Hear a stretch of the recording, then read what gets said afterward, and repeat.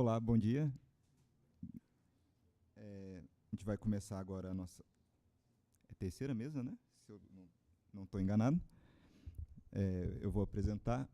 Primeiro explicar que o Reza Naderi pediu desculpas, mas não vai poder participar. Então a mesa agora vai ter o Yuan Yao e o Thiago. O Yuan vai ser o primeiro a falar. Eu vou apresentar ele e passar a palavra para ele. O Yuan Yao, ou Dennis Yao, é formado na European Graduate School e é autor, entre outros trabalhos, do Phenomenology of Value, Badiou and Marx, e é membro do subconjunto de prática teórica e coautor, dentre outros textos, do Atlas of Experimental Politics, Contribution to the Critique of Political Organization e a Primer on Political Phenomenology. Ele vai falar em inglês e eu vou passar o texto dele aqui em português. Dennis, you may speak. Thank you. And thank you for inviting me here. I feel very proud to be in this conference. The talks so far I've seen have been excellent. We'll say that in this talk, there will be a little bit of mathematical terminology, jargon. So I apologize for that ahead of time. For me, typically, to consume this type of mathematical talk, I need diagrams and drawing pictures, but in this case, I didn't have time to include the diagrams in the talk itself. So hopefully, at some point, I can add those, revise this talk. But yeah, so my starting point here is a quote from Badiou's major work, immanence of truth. And there is somewhere in that book, this quote, I'll read it out to everyone. We should already say, to anticipate in passing some of the truths whose ontological scheme we have here, that the ultrafilter in politics is always, as we saw with the example of the international, an organizing principle. So yeah, when I read this quote, I was shocked, and I thought it was an incredibly elucidating or evocative statement. So yeah, this whole talk is kind of based on this hunch coming from this quote. So when it comes to making productive use of Badiou's work, the main difficulty lies in problematizing it from within. On the one hand, it can seem like, especially after reading one of his major works, that there are no problems left to solve. Badiou's thought is extremely clear and far-reaching, such that it leaves us with the impression that he must have already addressed whatever confusion we have. On the other hand, he has very recognizable motifs and examples throughout his work that give us the impression that to work within his system means to inherit a certain set of traditions, whereas we may have problems connecting with some of those traditions. My evidence for the above is that, at least as far as I can tell, there are not many proper extensions of Badiou.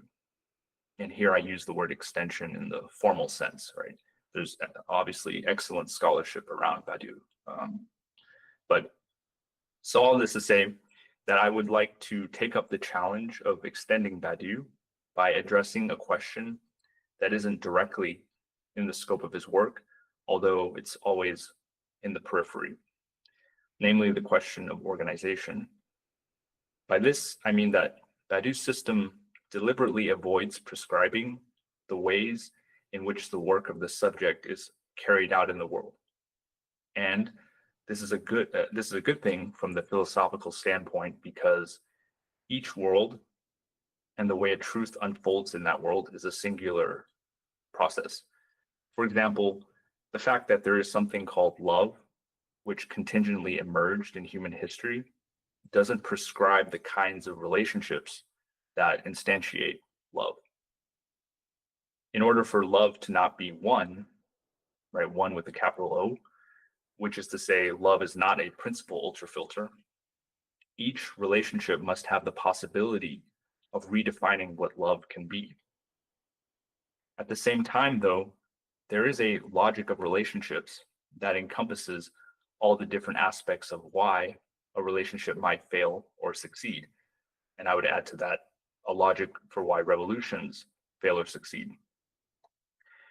And we can say that this logic is sustained by and through reorganizing elements of the existing world. This logic falls under the philosophical category of the body. There's often a tension between the newly emerging body, for example, of the couple, and the existing world that may reject it as illegal. And this, of course, holds for every procedure. Badiou does address the question of the adversarial environment that is inherent in emerging truth when he describes the forms of reactive and obscure subjects, for example.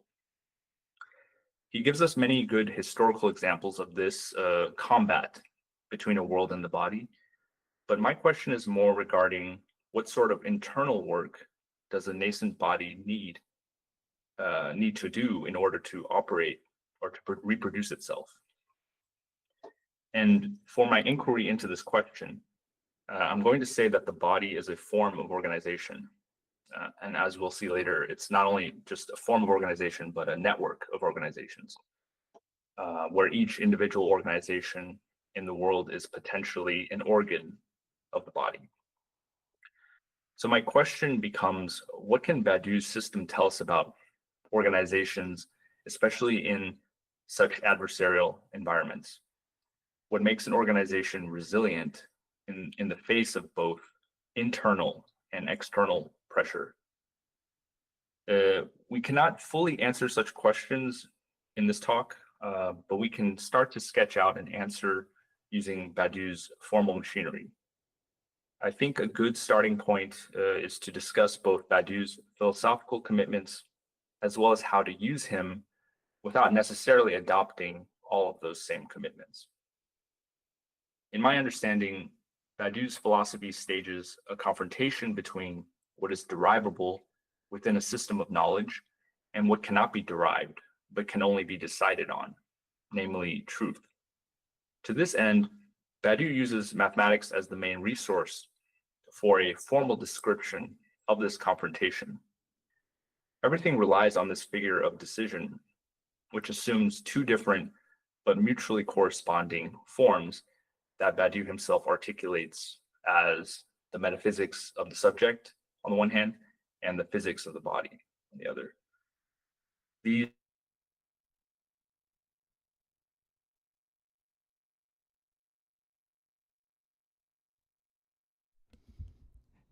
Dennis, I don't know what happened, but it's not working. Como fala travou em inglês? Eu não sei como fala travou em inglês. You're frozen. Your screen is frozen.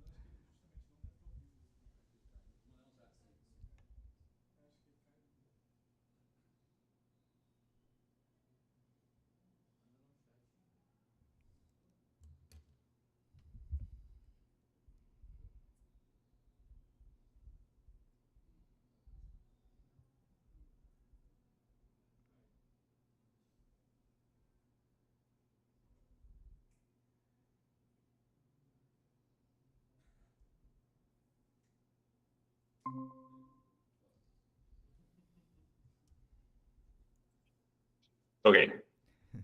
Sorry about that. Okay. Someone, yeah, perhaps it was my connection that broke there. Let me go back a little bit. So I was talking about let's see, yeah, how we cannot fully answer such questions in this talk, but we can sketch out kind of an answer using Badiou's formal machinery. I think a good starting point is to discuss both Badiou's philosophical commitments as well as how to use him without necessarily adopting the same commitments. In my understanding, Badiou's philosophy stages a confrontation between what is derivable within a system of knowledge and what cannot be derived but can only be decided on, namely truth. To this end, Badiou uses mathematics as the main resource for a formal description of this confrontation. Everything relies on this figure of decision, which assumes two different but mutually corresponding forms that Badiou himself articulates as the metaphysics of the subject and the physics of the body. These decisions can furthermore be subdivided into the four truth procedures.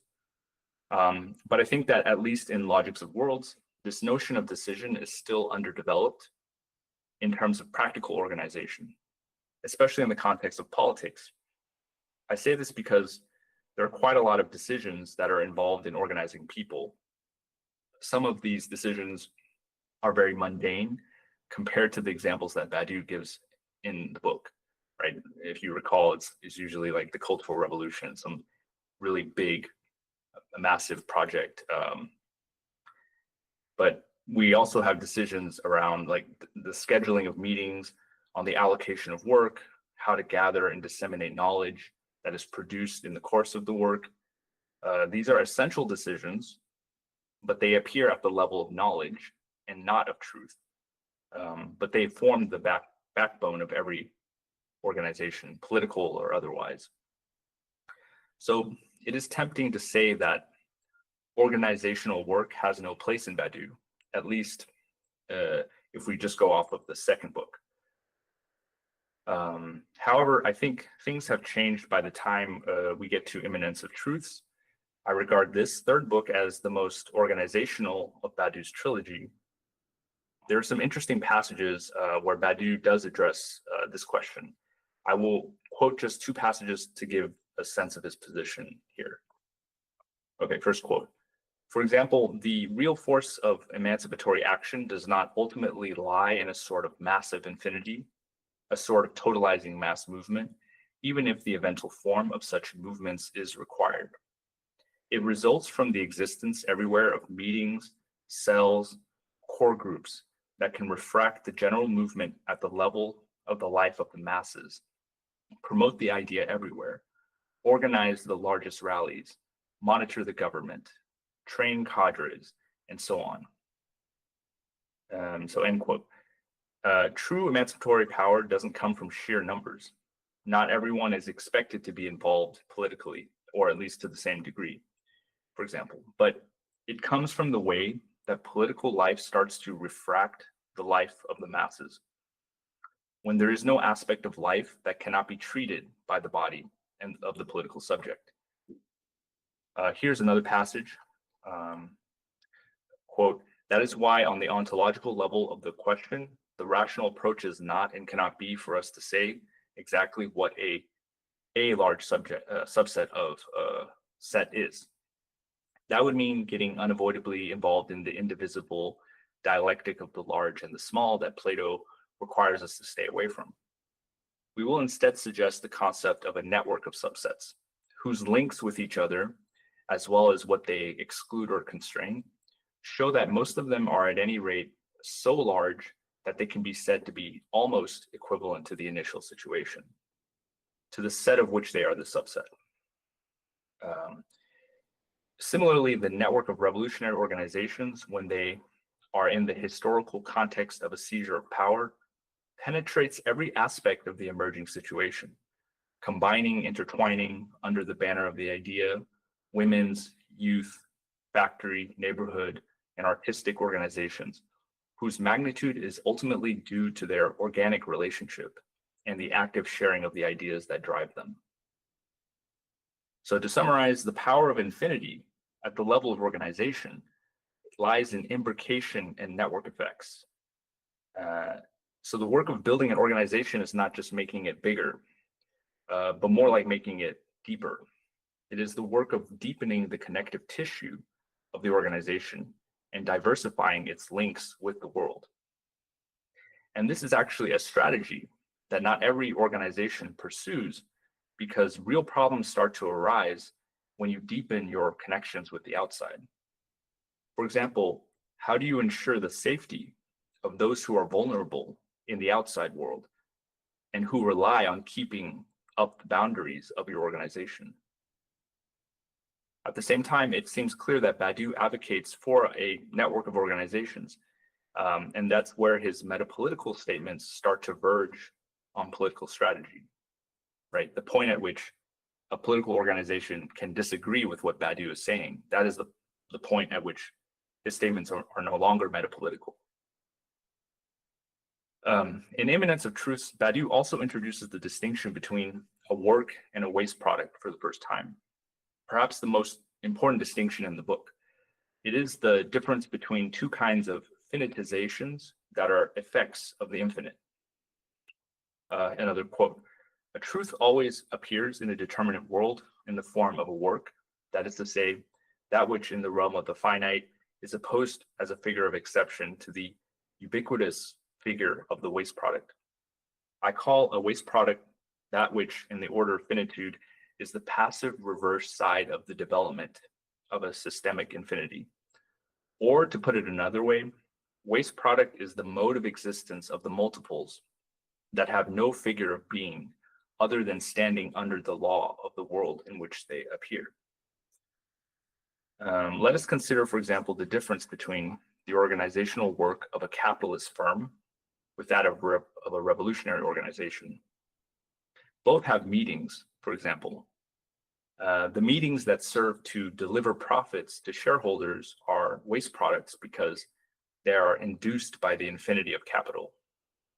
The meetings of a revolutionary organization, on the other hand, are part of a work insofar as they follow from the event. For example, the October Revolution that breaks with the infinity of capital. So far, this seems clear, but I want to try to problematize this distinction a bit. So is there a notion of waste product within a revolutionary organization? And how do we relate the earlier concept of decision to this newer concept of work? One difficulty here seems to be that if you are engaged as part of a body unfolding the consequences of the event, every decision is already one between work and waste product. And this is irreducible because the organization is part of the world. It is made of the same stuff as the world. So that the concept of the decision is still at the practical organizational level, the primary one. So two basic questions immediately arise here. First, what is being decided on? And second, who is deciding? I think Badiou basically answers both of these questions. Deciding on truth is not exactly the same as deciding what is true. At the phenomenological level, at least, these decisions seem more like investigations in which something is unearthed. In fact, this is what the title of Badiou's latest major work entails. Truths are imminent exceptions that emerge on their own out of a plurality of worlds. We as individuals don't decide if and when a truth emerges. They are themselves very large multiplicities which happen to have local effects. And my understanding is that decision is the name for this localization.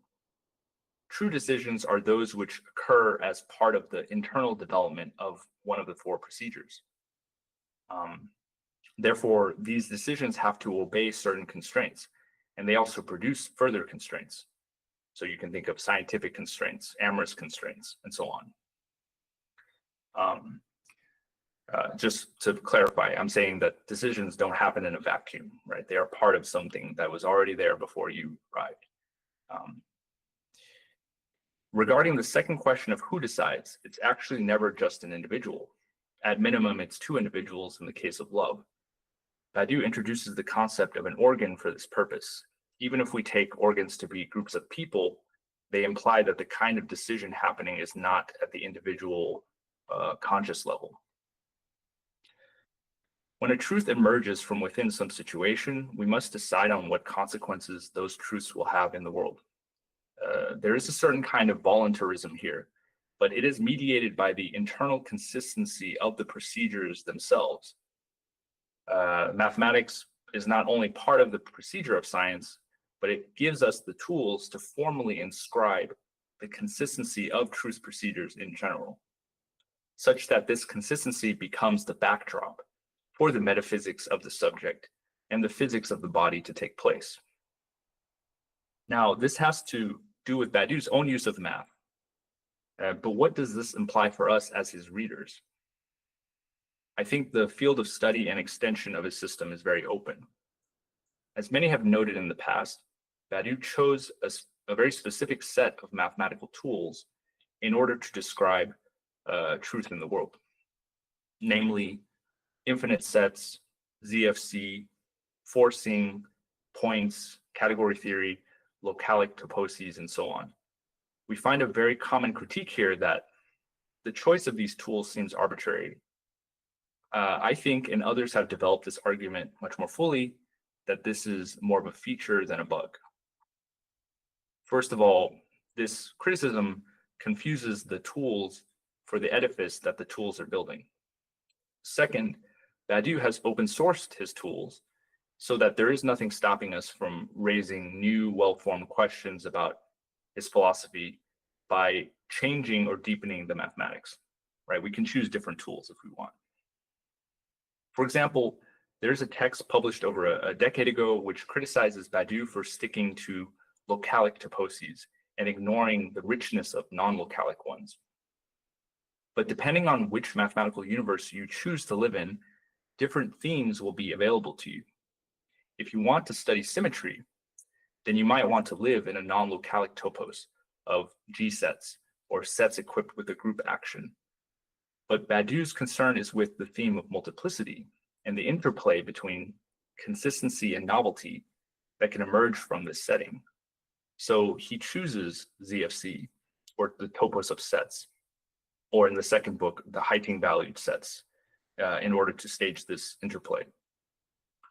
On the other hand, rather than simply assessing this choice as a mistake or not general enough, we could introduce the question of topos theoretic forcing and what that implies for Badiou's notion of novelty, which only considers set theoretic forcing.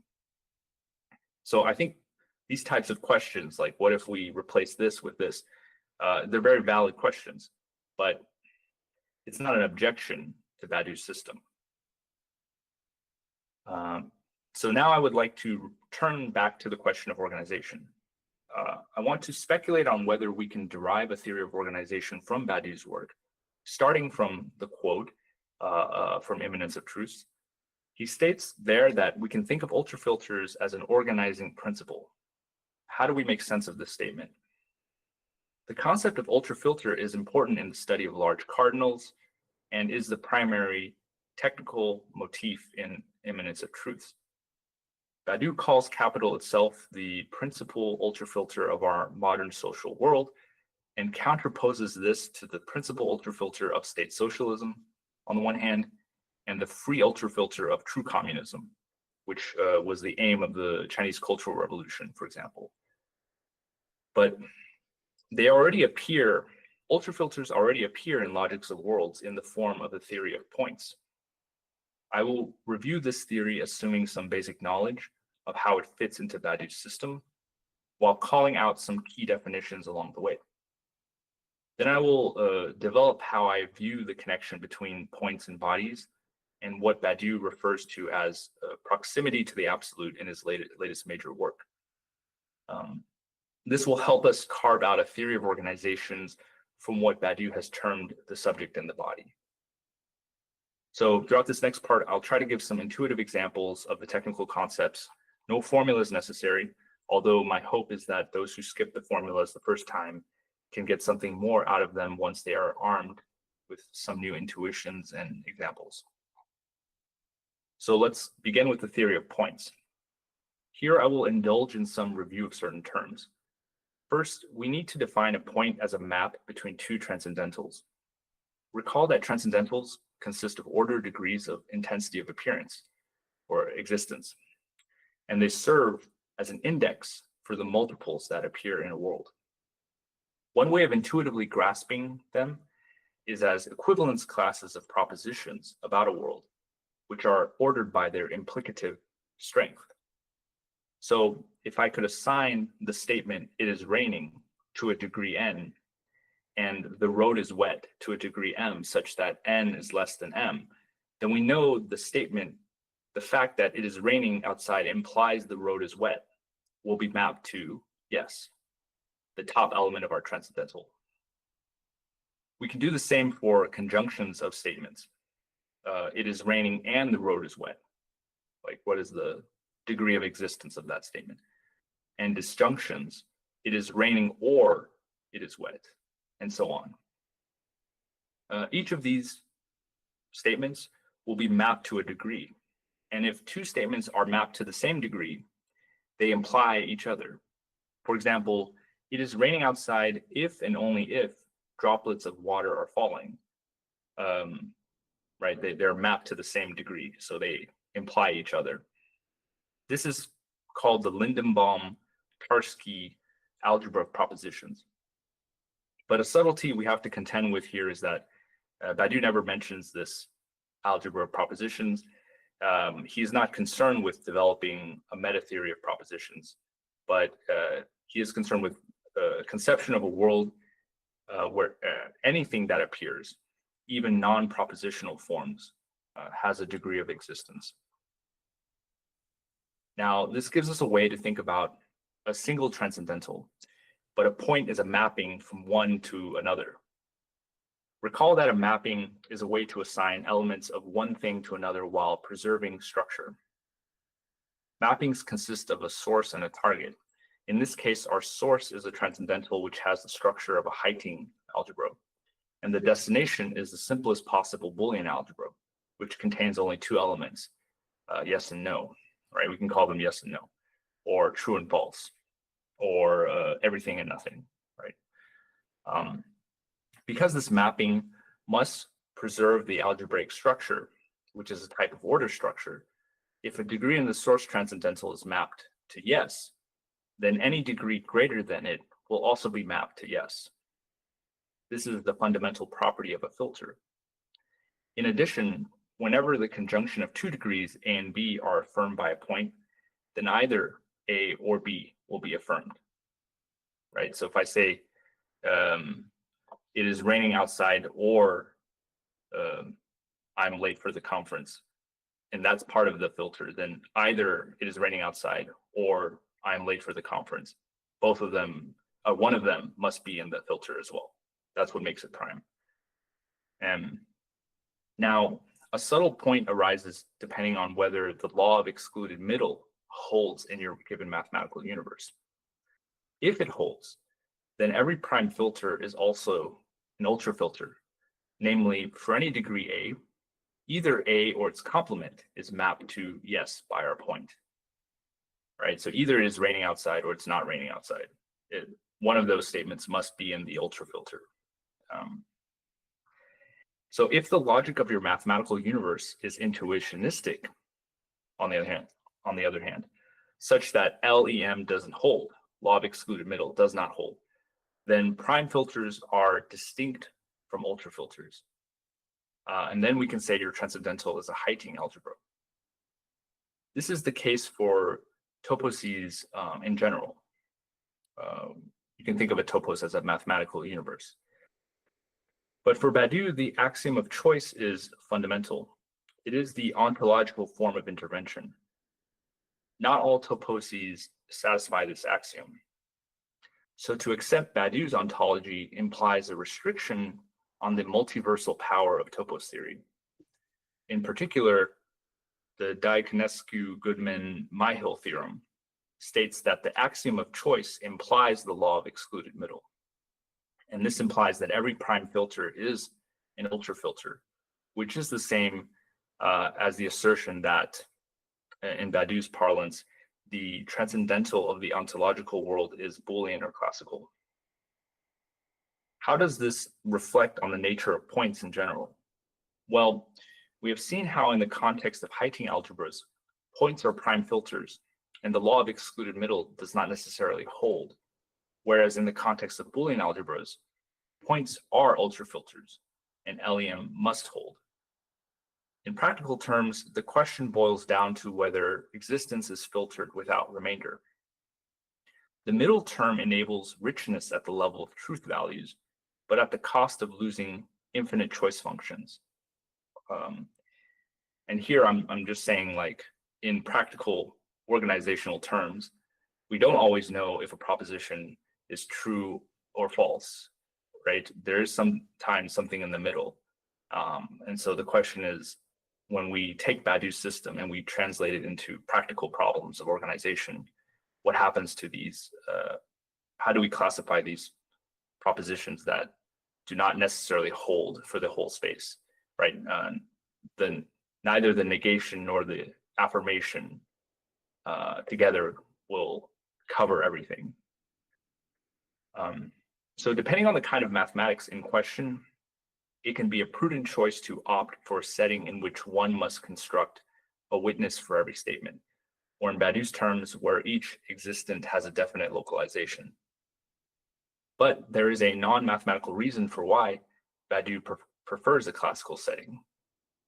Namely, for him, constructivism amounts to the assertion that there are no exceptions to the regime of knowledge.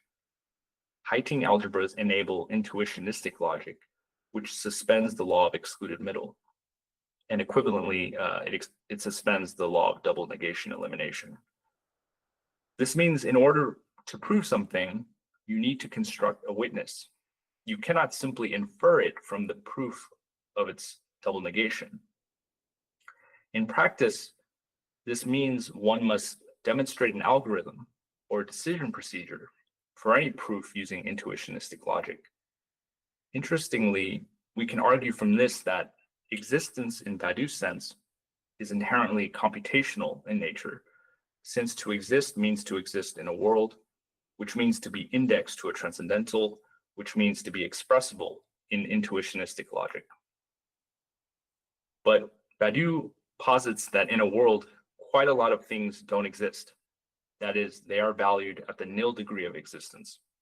And furthermore, it's from these inexistent things that truth actually weaves itself. So we can extend Meinong here. While non-existent objects are those that have the property of not existing, inexistent objects are non-existent and they also have the property of being a site for truth to appear. And here, Badiou relies on classical principles to derive the existence of something without being able to construct it. I think a good example here is Marxian surplus value. There is no algorithm for finding exactly how much or where surplus value comes from.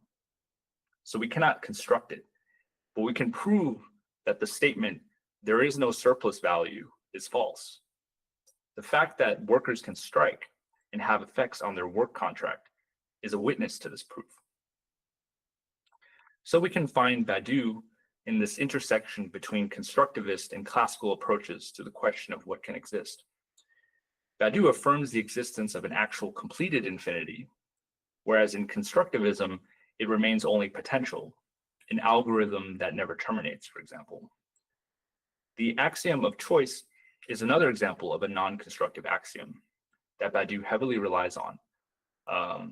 And the related axioms are the ultrafilter lemma or Zorn's lemma that lets mathematicians utilize non-principal or free ultrafilters. These lead to quite interesting consequences, such as the existence of large cardinals, which enable much richer mathematics on the one hand, and also enable Badiou to think new possibilities for how to reorganize a world. And this is relevant for our exposition of the theory of points, insofar as we can consider both generic and non-generic points. Badiou calls a point a filtering of the multiple by the two, and conceives of it as a decision. Decisions form the basis of how the body participates in truth. Each decision splits the body, insofar as some elements of the body, which we call efficacious, have their existence mapped by the point to the maximal degree, and some do not. And even though the body is split by the point such that we can talk about certain parts affirming it and others negating it, the synthesis of the body in general is founded on the trace of the event and therefore affirms every point. And this is a really important point to raise, right? That the synthesis of the body affirms every point, but each individual organ only needs to affirm one. What causes some confusion here is the language of affirming every point in Badiou's definition of subjective induction. In this view, each point corresponds to a decision, and the subject does its work on the world by deciding point by point, right? There's multiple points together that must remain consistent with each other. But the key property of an ultrafilter is that it is maximal. There is no other assignment of yes and no to the degrees of the transcendental that is not either included in the ultrafilter or contradictory with the ultrafilter. So either the body is ultimately inconsistent if it has multiple points, right? Since it affirms every point, or the points in question are not ultrafilters, but rather prime filters. This is only possible because the structure of the transcendental is Heyting and not Boolean.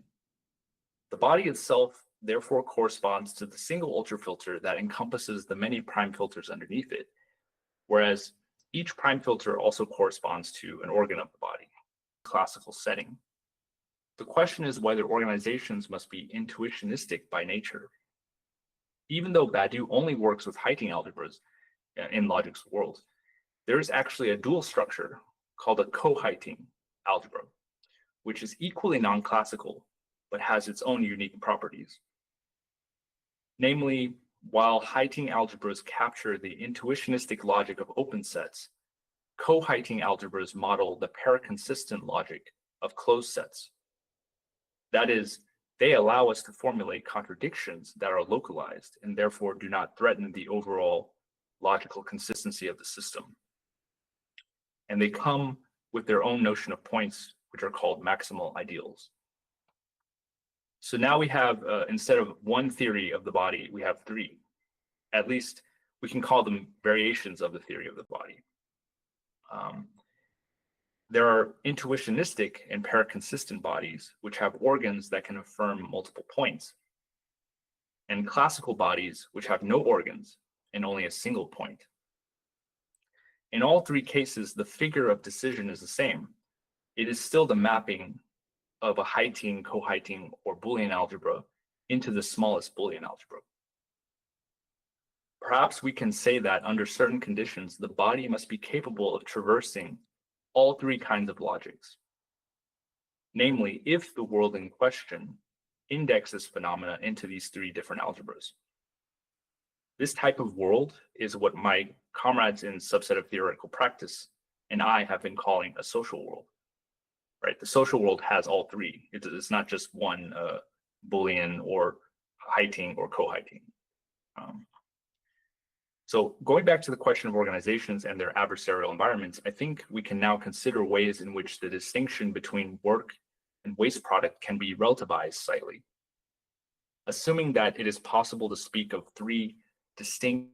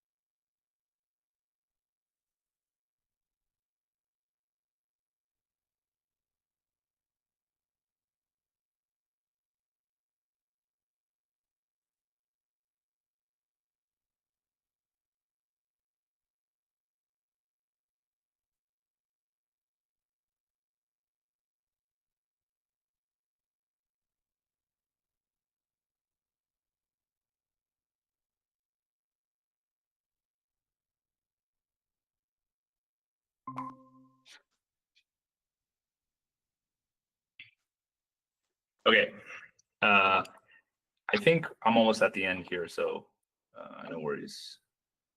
I'll just read the last part again. So going back to the question of organizations and their adversarial environments, I think we can now consider ways in which the distinction between work and waste product can be relativized slightly.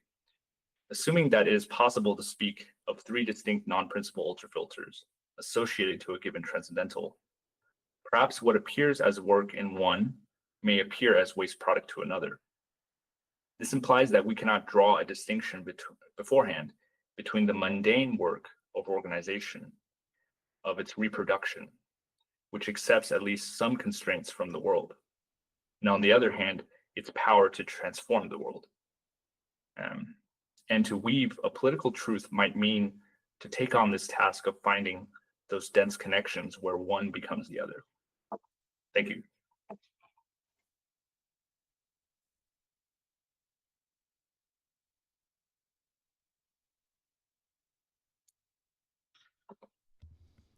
Thank you, Dennis.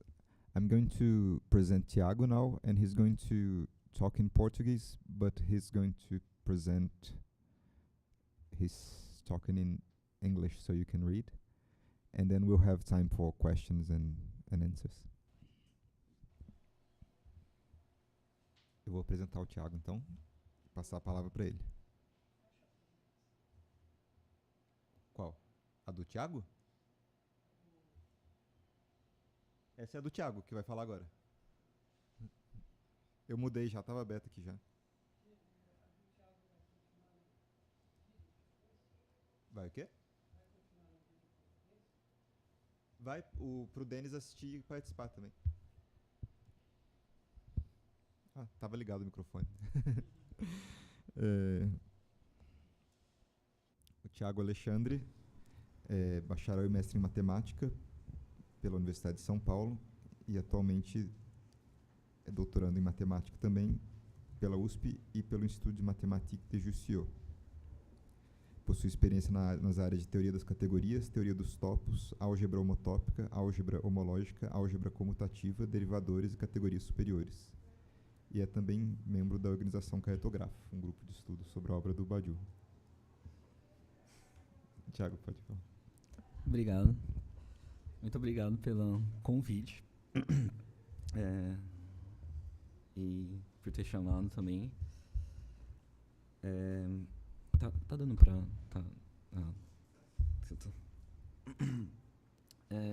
eu acabei não preparando exatamente meus slides na forma de um texto, infelizmente. Por ser da matemática, eu não estou muito acostumado a fazer um texto e apresentar, mas eu espero que as pessoas consigam ler em inglês alguma parte, assim. Então, eu... tá. Acho que pode passar já. Sim. Então, uma parte do que eu vou falar, na verdade, é um trabalho bem em progresso ainda. Mas, sendo na matemática, algo que muito me interessou desde o começo é o tipo de relação que o Badiou desenvolve com a matemática, o tipo de relação que ele desenvolve entre a filosofia e matemática, que é muito singular, né, e diferente de outros filósofos, por exemplo, de outras tradições, como da tradição analítica, que é mais com um outro tipo de relação com a matemática, né. Eu queria começar falando, então, acho que da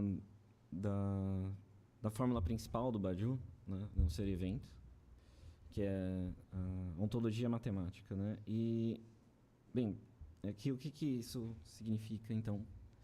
Eu acredito que a resposta para essa pergunta, na verdade, apesar de todas as motivações, talvez de cunho pessoal, pela história filosófica e militante do Badiou, apesar disso, eu acho que na estrutura do ser evento é possível identificar uma resposta que é dada por Badiou ele mesmo, no final, no último capítulo, na verdade, na última meditação do ser evento, que é a seguinte: é sempre possível reinterrogar toda a história da filosofia com respeito às suas categorias principais, digamos, o ser, a verdade e o sujeito, por uma regulação matemática desses temas. Então, isso basicamente...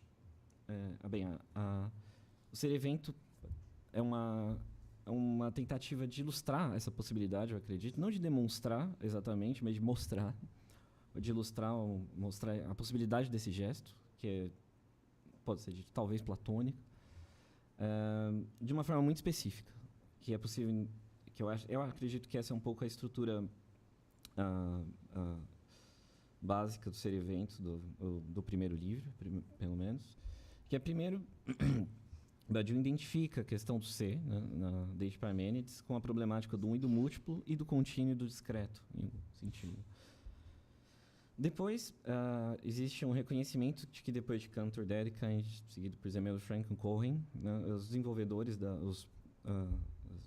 teoria dos conjuntos, essa problemática ela é matematicamente formulada na teoria dos conjuntos, né. Depois, Badiou parece tentar mostrar, e parece que uma grande parte do ser evento é isso, que, assim como a matemática foi reformulada na teoria dos conjuntos, né, e, de certo modo, pela primeira vez unificada numa linguagem, num único plano homogêneo, que é a teoria dos conjuntos, a questão ontológica, né, na filosofia também pode ser reinterrogada sobre esse mesmo paradigma. O que, bem, supostamente isso resultaria na conclusão de que, se esse é o mesmo caso, então é porque a ontologia, né, a questão ontológica, na verdade, na filosofia, sempre foi matematicamente, de algum modo, orientada, né? E, finalmente, o mais importante, na verdade, são as implicações a respeito das categorias de verdade e sujeito que isso acarreta, né? Então, parece que é curioso que o movimento que a gente vê aqui, parece que para Badiou, se a filosofia esquece alguma coisa, né? Então, o que ela esquece, na verdade, é que a sua questão original, ontológica, né, assumindo que, de fato, essa é a questão original da filosofia, sempre foi, de algum modo, trabalhado ou racionalizado num território estrangeiro, né, onde essa questão mesmo ela é não apresentável e não irreconhecível, né, que é exatamente a matemática. Na matemática não existe o problema do ser, nem existe meios de se enunciar esse problema. A questão ontológica é totalmente estranha na matemática. Por outro lado, ela é justamente na filosofia que ela é posta, né? Então, parece que não é o ser que foi esquecido pelos filósofos, assim, e nem o esquecimento desse ser e tal, mas sim a ausência do ser apresentada numa ciência filosófica, né? Precisamente porque essa ciência já existe e fora da filosofia. Então, existe parece que existe esse tipo de existe esse tipo de posição, né, no ser evento, e por isso eu acho que as meditações parecem históricas, desempenham um papel crucial nesse sentido, porque parece que Badiou tenta dar alguns lampejos para a gente de como sei lá, os embaraços ou os desentendimentos, né, as querelas ou as boas posições acidentais, né, filosóficas a respeito do ser são propriamente tratadas, finalmente iluminadas na matemática, né? Bem, eu acho que... Contudo, a gente sabe que o principal objetivo do Badiou, ser evento, não é localizar a ontologia, mas reinventar as categorias do tempo, uma vez que essa localização tenha sido feita. E aí Badiou propõe o seguinte esquema para a verdade com um procedimento, que vocês conhecem, o esquema do indecidível, do indiscernível, do genérico e do inominável, né? Que são ligados por essas três, digamos, procedimentos operativos, talvez: nominação, fidelidade e forçamento. Eu acredito que esse esquema pode ser dito o núcleo racional da filosofia do Badiou. E a despeito do compromisso ontológico com a matemática, eu acho que o que eu tenho pensado é como esse esquema pode ser pensado em outras áreas da matemática, a partir de outras ferramentas matemáticas, e que não necessariamente passam pela teoria dos conjuntos, ou que não necessariamente são tão calcados na teoria dos conjuntos, sobretudo nos FC, e também o forcing não necessariamente tão ancorado assim no forcing do Cohen. Eu acho que existe, eu suponho, né, que existe uma forma de teoria geral desse esquema de procedimento genérico, né, e que se mostra em muitas outras áreas da matemática, e que existem ganhos quando a gente talvez analise ele em outros lugares da matemática, que não a teoria dos conjuntos necessariamente. Bem, eu gostaria talvez de ilustrar isso, né? Bem, aqui tudo, como eu disse, esse esquema é tudo vai ser baseado no método do Cohen, do forçamento. Isso eu gostaria de dizer que é importante, porque o método do Cohen é de fato um método, não existe uma teoria do forcing, né? Ele é um método, mais ou menos como existem métodos para resolver equações sem muito uma teoria, é algo ad hoc, isso eu quero dizer. Artesanal, não existe conceituação de forcing. Mas eu acho que o que eu acredito é que o esquema, na verdade, que o próprio Badiou propõe, é de algum modo um esquema que pode ser, se for possível formar uma teoria geral, uma teoria matemática geral desse esquema, esse seria talvez a teoria do forcing, matematicamente expressado. Do qual o método do forçamento do Cohen é apenas um exemplo, né? Então, de fato, nem a teoria dos conjuntos, né, como eu falo aqui, nem o método específico do forçamento do Cohen, em particular, são estritamente necessários para fornecer um tratamento matemático do esquema do genérico do Badiou. Na verdade, esse esquema pode ser visto em outro... Uma vez que a gente aceita que a matemática pode ser helpful, assim, né, pode ser de bom uso para formalizar esse esquema, a teoria dos conjuntos e o forçamento do Cohen são apenas um exemplo de como fazer isso, uma instância disso, mas isso eu acredito que possa ser pensado, então, em muitas outras áreas da matemática. Então, no que segue, eu gostaria de ilustrar como, na verdade, a ideia do forcing, não tal como ela é posta pelo Cohen, mas como uma ideia geral do forçamento, ou pelo menos a gente tem um faro de uma ideia geral do forçamento. Já está presente muito antes na matemática, na verdade, em situações muito mais simples e inocentes até. E eu gostaria de tentar mostrar como que a gente pode ter outros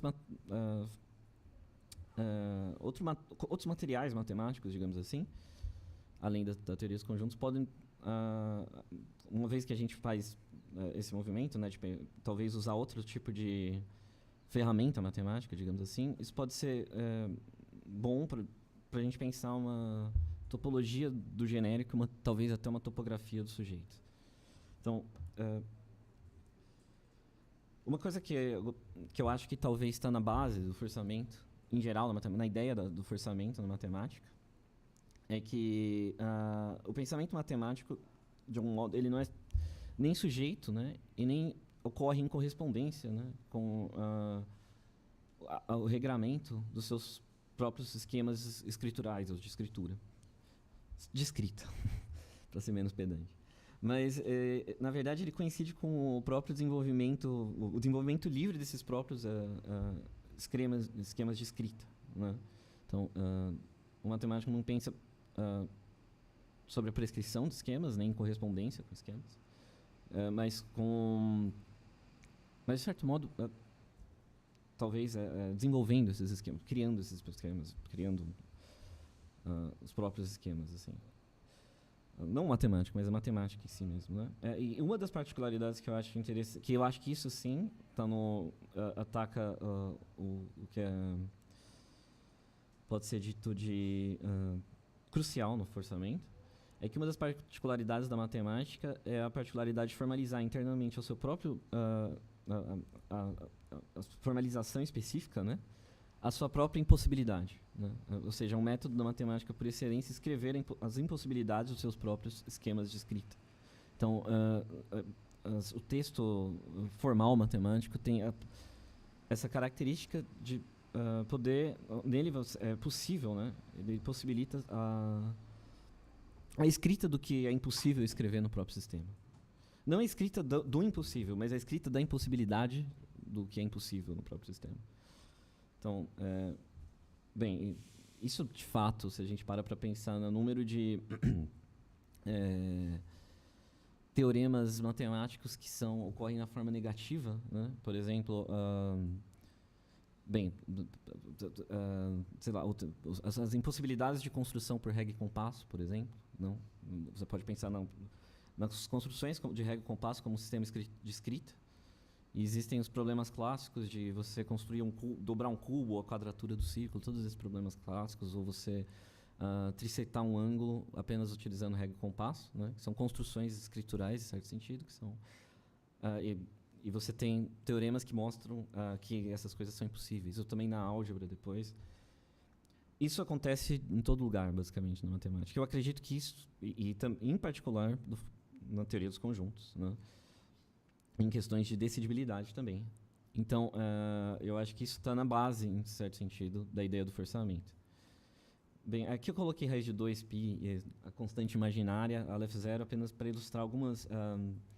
eu vou me concentrar no raiz de 2 aqui, no que segue, mas apenas para ilustrar também como existe a possibilidade de nomeação do buraco, digamos, do sistema escritural na matemática, né? E como que isso também é ligado ao processo de forçamento e da construção de modelos que estendem modelos originários, onde esses pontos vazios, né, que são impossíveis e que você verifica a impossibilidade dele, essas impossibilidades são nomeadas e estendidas num campo maior na matemática, onde elas ganham corpo, digamos assim. Esse é um movimento que eu acho existe na matemática desde sempre, né? Então, eu gostaria de... foi bom. Eu gostaria de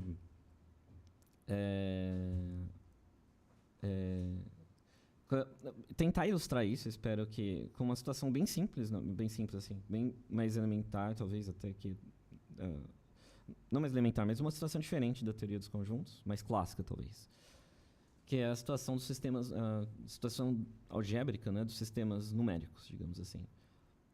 Então, a gente não sabe, digamos assim, o que é um sistema numérico, mas vamos considerar que existe esse tipo de situação, um sistema numérico.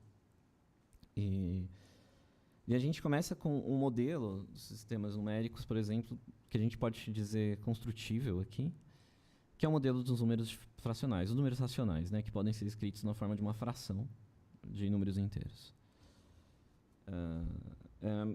E aí a gente busca, por exemplo, um número x, tal que x ao quadrado igual a 2. A gente consegue verificar, é uma prova clássica, uma demonstração clássica, que não existe um número racional que satisfaz essa equação. Né? De algum modo, quando a gente prova que não existe esse número, né, que satisfaz essa equação, a prova mesmo já é escrita em algum nível da impossibilidade de escrever uma fração P sobre Q nesse sistema numérico, nesse sistema escritural, onde o que você é autorizado a escrever são números dessa forma. Né? A prova, de algum modo, já escreve a impossibilidade de escrever uma fração tal que é P, que satisfaz, né, a equação x² igual a 2. E aqui a gente tem duas posições possíveis. Né? O nosso sistema numérico é total, né? Só há números racionais. Portanto, não tem, né? Esse número não existe. Ou uma segunda posição, nosso sistema numérico, existe uma falta no nosso sistema numérico. Né? E para provar esse ponto, na verdade, a gente não diz simplesmente, não só porque é impossível, mas, na verdade, de algum modo, o que se pode fazer é que nós construímos uma extensão do sistema numérico das frações. A gente estende a noção de sistema numérico, onde esse termo, raiz de 2, que não existe como um número racional, não pode figurar como um número racional, finalmente ganha um terreno, ele tem um lugar. Né? Então,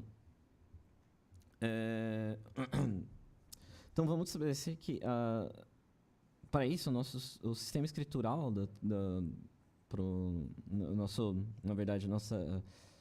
nosso esquema de escritural para tratar sistemas numéricos seria codificado numa linguagem informal, uma linguagem informal de primeira ordem. Seria, no caso aqui, a linguagem informal da teoria dos corpos, mas isso não vem muito ao caso.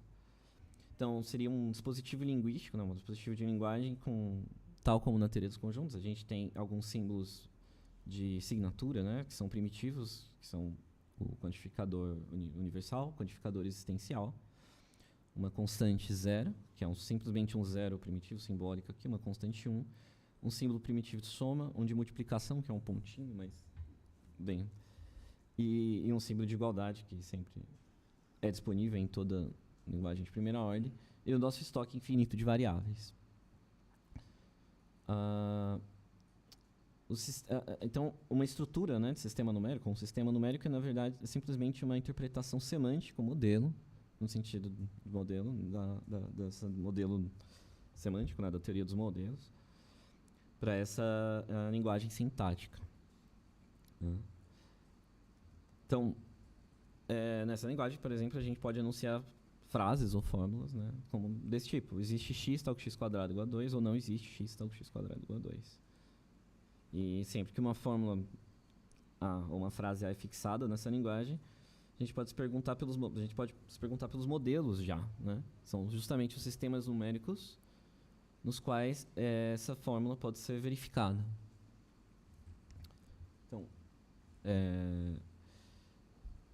Então, quando a gente constrói, né, um sistema numérico n, no qual o raiz de 2 tem lugar, nós, na verdade, estamos construindo um modelo n, tal que um n que valida a fórmula. Existe um x, está faltando um x ali, tem um erro tipográfico, mas de que existe um x tal que x² igual a 2. Né? Tá, tudo bem. Agora... Opa. Isso bastante. Acho que é a próxima, na verdade. Obrigado. Bem, dito isso, agora existe uma... E aqui a minha inspiração vem do René Guittard, que propõe algo muito interessante, um ponto de vista muito interessante sobre a lógica, e um ponto de vista muito interessante sobre esse tipo de problema específico, né? Que é um pouco o problema da decidibilidade em algum nível, né? E também o problema do forçamento, no caso da teoria dos conjuntos, por exemplo. Aqui, eu não disse, mas... se puder voltar só acho que 2 ou 3. Mais para trás, né? Talvez mais... desculpa. Mais um... acho que não, é no próximo, é isso. Não, é no próximo ainda, desculpa. Não, agora sim, perdão. Então, eu não disse aqui, mas quando eu comentei aqui nesse segundo ponto, nosso sistema falta algo, e para provar esse ponto a gente constrói uma extensão, eu queria dizer que esse processo é um processo de forçamento, em certo sentido, aqui. Do mesmo modo que o método do Cohen de forçamento permite a gente construir um modelo da teoria dos conjuntos, portanto, consistente, né? Com a teoria dos conjuntos, onde existe um conjunto de cardinalidade que é estritamente maior do que ômega, né? O primeiro cardinal, que é Lf0, e menor do que 2 elevado a Lf0, que é a cardinalidade do contínuo. Aqui também, exatamente uma ideia de forçamento que está por trás. E que é muito distinta da ideia do Cohen, assim, em termos de método de construção, mas que é... em termos de realização metodológica, mas que realiza exatamente a mesma ideia de você forçar um modelo, com um processo, inclusive, de nomeação. Aqui você nomeia o buraco, como eu disse, o raio de 2, e constrói um modelo onde o raio de 2 existe. Você pode construir vários, na verdade, né? Existem várias extensões dos números racionais onde a raiz de 2 existe. Então, e aqui também existe... isso é importante dizer também, que eu esqueci naquela hora, que existe um processo de forçamento envolvido. Agora pode... se puder...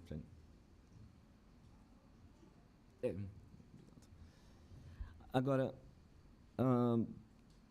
então, existe essa técnica, na verdade, uma técnica que foi pensada pelo René Guittard, pelo menos até onde eu saiba, mas ela é muito interessante, de repensar a lógica, né? E o problema da satisfatibilidade e, portanto, o problema da extensão dos modelos em termos bem interessantes que passam pela álgebra homológica, né? O Guittard tem essa máxima de que lógica é álgebra homológica, em certo sentido, e que usa métodos da topologia algébrica e outras áreas da matemática para pensar o problema da satisfatibilidade do modelo com relação a uma proposição, uma fórmula da linguagem. Então, para cada fórmula, na verdade, então não vou entrar muito claro nos termos técnicos a respeito disso, mas é sempre possível a gente construir um espaço, né? Um espaço, existe um meio de pensar isso, várias formas de pensar isso, que é o espaço, por exemplo, no nosso exemplo aqui, né, de todos os sistemas numéricos que validam a fórmula A. Vamos chamar de EDA esse espaço. E dado um outro sistema numérico N, que pode ou não validar uma fórmula A, a gente também pode construir um dito espaço de desvio ou de errância com relação ao espaço EA, que eu vou denotar por EA sobre N. Agora, a questão é como a gente compara esses espaços. Esses espaços, na verdade, pode ser... Isso é uma forma, então, esses espaços são uma forma de geometrização do discurso lógico da nossa teoria. E existe uma forma de comparar eles, que é dada pela topologia algébrica. Eu não queria entrar muito nisso em detalhes técnicos, mas aqui o que importa é que, assim, na topologia algébrica, em termos muito gerais, ela é o estudo de mapas funtoriais da forma como eu expressei na tela. Então, mapas funtoriais que associam invariantes algébricos de estruturas algébricas a espaços geométricos, seja lá o que isso signifique também, e seja lá o que signifique estruturas algébricas do outro lado. De forma muito geral. Em geral são grupos, mas isso, enfim. A topologia algébrica basicamente pode ser definida como estudo de funtores desse tipo, onde a noção de espaço geométrico e espaços de estruturas algébricas admitem variações. Então, esse é o tema, né, basicamente, da topologia algébrica. E o que é interessante é que, de algum modo, existe uma forma de medir a errância de um sistema numérico em satisfazer ou não uma fórmula, comparando esses dois espaços via topologia algébrica. Então, aqui só dizer que H, né, esse mapa arquétipo, esse arquétipo de funtor arquétipo da topologia algébrica, digamos, que é H de homologia aqui, é um mapa invariante, né? Dizer isso significa dizer que se x e y são dois espaços topológicos ou espaços em geral não equivalentes, então as homologias não são isomorfas, não são as mesmas, né? Então, de algum modo, o H é uma medida de como os espaços desviam de ser equivalentes uns dos outros. Então, a próxima.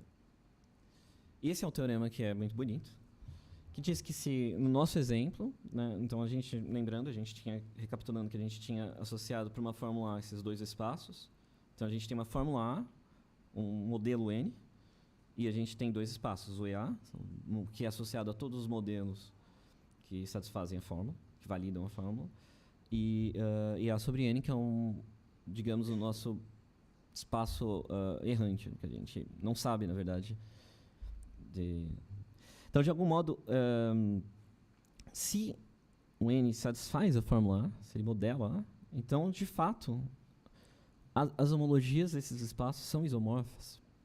Ou seja, a homologia mede, de algum modo, o que esse teorema está dizendo, em algum sentido, é que a homologia mede a obstrução. Quando a gente faz esse processo de geometrização, essa homologia é uma medida de obstrução do quanto o modelo desvia de satisfazer a fórmula. Ou seja, aqui não tem mais você não tem uma resposta simplesmente sim e não. O modelo satisfaz ou não satisfaz uma fórmula. Não, aqui você tem uma medida homológica do desvio dele em satisfazer ou não a fórmula. Isso é a essência desse teorema. Então agora, por exemplo, se a gente supor que a fórmula A é a nossa fórmula, não existe um x, tá, que x quadrado é igual a 2, desculpa, que x quadrado é igual a 0 também. Também existe esse exemplo, né? Seria o caso dos números duais e dos infinitesimais de Leibniz, mas enfim. Aqui era para ser x quadrado igual a 2. Mas não existe um x quadrado igual a 2. Então, se a gente considera que Q é o nosso sistema dos números das frações, né? Sistema numérico das frações. Então, nesse caso, de fato, como o Q satisfaz essa fórmula, que não existe um x quadrado igual a 2, de fato, as nossas medidas homológicas vão dizer que o espaço de A é o mesmo que o espaço de A sobre Q. Então, o que significa que, para a medida de homológica H, não existe um desvio, um desvio de fato entre o EA sobre Q e o EA. Né? A gente não consegue medir uma diferença entre esses dois, nenhuma diferença é estabelecida.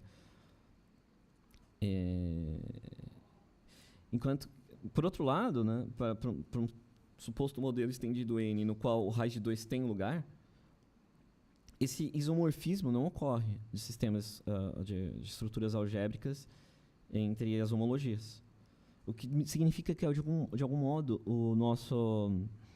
a nossa extensão, né, onde mais coisas passam a existir, de algum modo, desvia do nosso espaço original. E aqui é interessante, porque aqui o espaço ele leva em consideração todos os modelos possíveis. Então, a gente está considerando... Esse espaço considera todas as situações possíveis no qual há uma obstrução, né, para um termo ter lugar.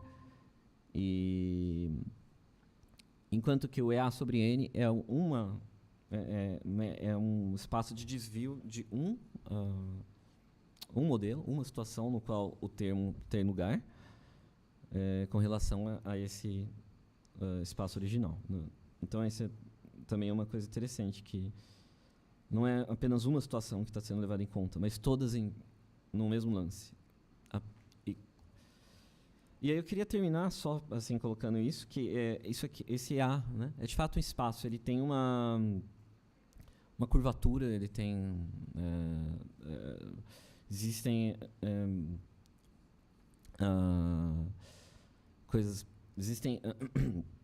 propriedades geométricas desse espaço, como curvatura. Então, por exemplo, a curvatura de um espaço, que é um fenômeno local, pode ser e ela é localmente medida, né, com um traçar de caminhos nesse espaço, uma espécie de trajetória nômade do sujeito nesse espaço. A gente pode fazer até uma analogia aqui com um trajeto sujeito, tal como o Badiou expõe no Ser Evento, só que aqui existe uma geometrização desse trajeto, né? Existe um espaço, de fato, a ser percorrido. H, né, por outro lado, a homologia, de algum modo, está relacionada com a integral dessas curvaturas locais, né? Ela é uma medida que seria conhecida uma vez que muitos caminhos fossem tomados nesse espaço, se o espaço fosse suficientemente percorrido.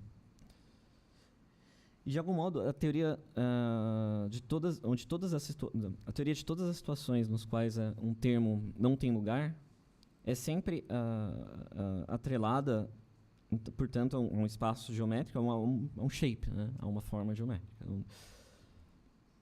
E o que é interessante em tudo isso é que, veja, o fato de um termo não ter lugar, ou seja, que existe uma demonstração para isso, e, portanto, existe uma impossibilidade de escrita, o que aquele teorema que eu disse lá atrás está dizendo é que essa impossibilidade, que é da ordem da escrita, ela está atrelada com a geometria desse espaço.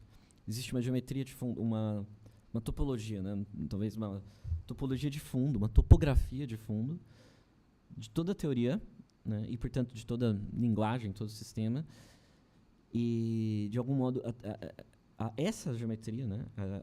A obstrução, né? No caso aqui, para o termo existir ou não na situação, está relacionada com a geometria intrínseca dessa forma, desse shape, né? Então, parece que, de algum modo, poderíamos dizer que o que deveria ser realmente mudado, reinventado, seria a geometria da situação em si, mais do que, talvez, a linguagem, uma realocação dos nomes, né? É como se fosse uma realocação das massas, de fato, né? Tal como as massas gravitacionais mudam a geometria do espaço-tempo, enfim.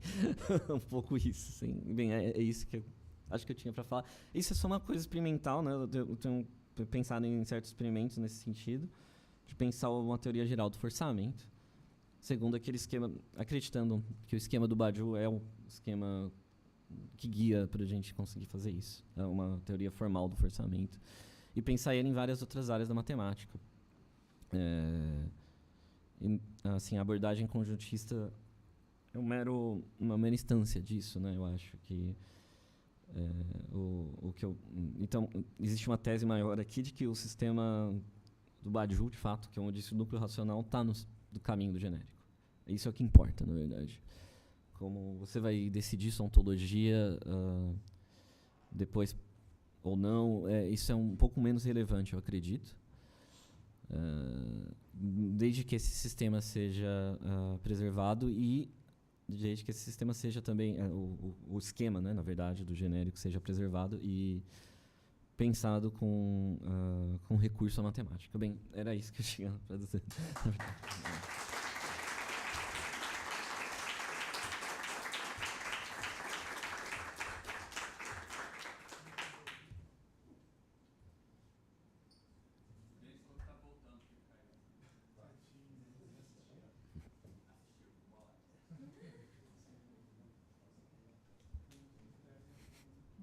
O Denis está voltando. Estou falando do microfone porque senão não sai na transmissão. Obrigado, Thiago.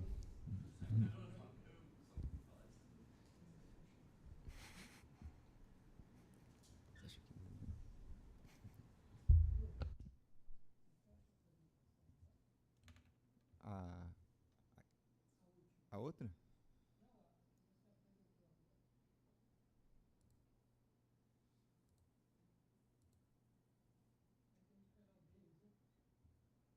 Ver se ele vai voltar.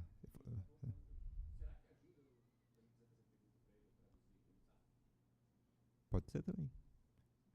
Se alguém quiser fazer pergunta.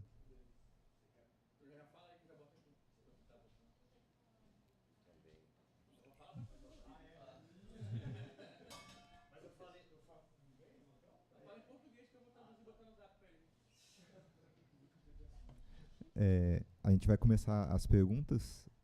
enquanto espera o Denis, a gente vai enviar as perguntas para ele. Assim que ele entrar, ele consegue responder. Eu queria primeiro mandar um abraço pro Denis, porque a gente conversou várias vezes já pelo SEI, sem nunca se ver direito. Enfim, um camarada distante, mas muito querido. E eu queria perguntar para ele, tem uma passagem, quando ele fala do tratamento dos pontos, eu achei bem curioso, que para mim pareceu um pouco diferente do modo que o Badiou coloca, que o tratamento dos pontos seria só por uma lógica, né? A lógica do sim ou não. Mas ele me fez lembrar também numa passagem do Imanência das Verdades, que o Badiou fala que uma visão ideológica sobre a lógica seria justamente pensar que só existe uma lógica, e que, na verdade, um procedimento genérico ele passaria pelas 3 tipos de lógica: inducionista, paraconsistente e clássica. Porque num procedimento genérico tem coisas que são sim ou não, tem coisas que são mais ou menos, tem coisas que são nem sim nem não, né? E eu queria saber se o que ele estava demonstrando era como se essa asserção da imanência das verdades se aplicasse no tratamento dos pontos, que existem modos diversos de tratar um ponto. Se eu entendi bem o que ele falou, eu queria saber se foi isso mesmo que ele estava desenvolvendo, que eu achei bem interessante.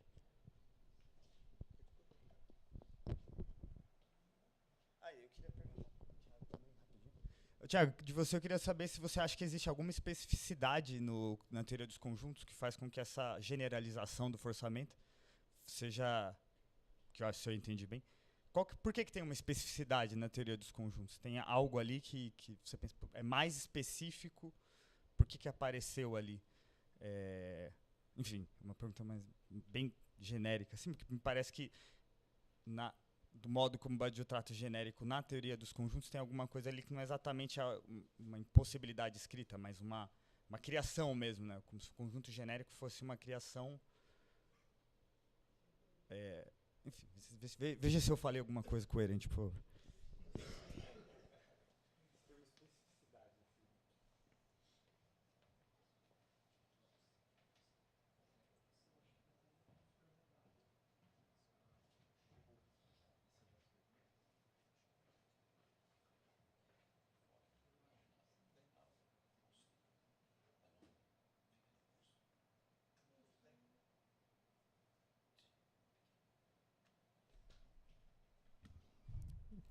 Quer juntar mais perguntas? Você prefere responder antes ou você quer juntar mais?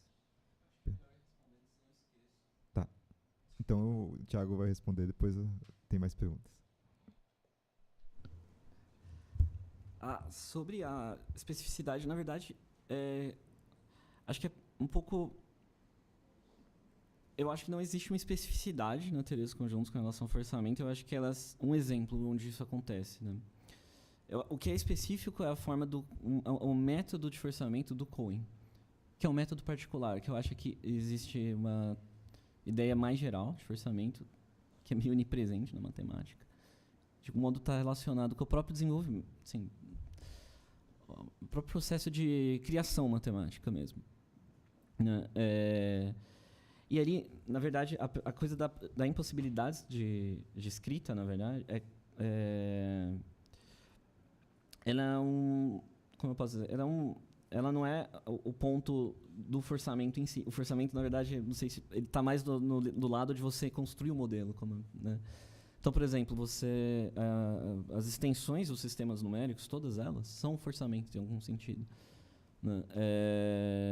Então você, de algum modo, estende o modelo, esse alargamento de modelos, mas é um alargamento que se dá de uma forma específica, porque ele se dá a partir de uma impossibilidade no seu sistema anterior. E uma impossibilidade pode ser escrita em 2 sentidos. Pode ser provada, né? Então a demonstração é uma escrita de que é impossível, então seria a impossibilidade obstrutiva para aquilo, mas que também pode ser nomeada. E esse nome ganha um lugar no sistema que você constrói, que é uma espécie de genérico, né? Assim. Então, essa construção de modelos a partir de impossibilidades, né? Esses modelos estendidos, onde uma impossibilidade, os buracos são meio que preenchidos, né?